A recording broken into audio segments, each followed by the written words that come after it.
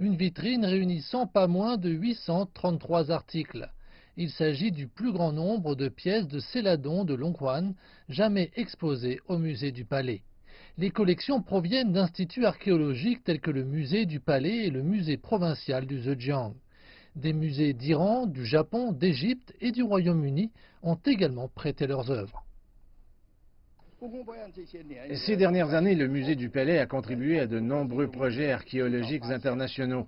De nombreux vestiges culturels liés au céladon de Longquan ont été découverts au cours du processus. En plus d'exposer les trésors séculaires du pays, l'exposition peut également provoquer des remous auprès des jeunes visiteurs pendant les vacances d'été. Le céladon de Longquan est un type de céramique produite dans les fours de la ville de Longquan dans la province du Zhejiang dans le sud-est de la Chine. Ce savoir-faire a une histoire de plus d'un millier d'années. Une grande partie des objets exposés provient du musée provincial. 126 pièces de notre musée ont été sélectionnées pour l'exposition. Nous avons rejoint un programme de recherche dirigé par l'Administration nationale du patrimoine culturel. Celui-ci vise à retracer les origines et les influences du céladon de Longquan. L'exposition elle-même est l'une des réalisations du programme.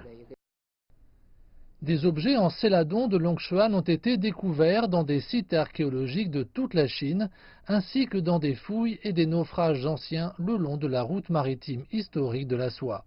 Autant de découvertes témoins de sa popularité. Les techniques et les styles utilisés pour le céladon de Longquan ont été imités par d'autres pays comme l'Iran, le Japon, le Vietnam et la Grande-Bretagne.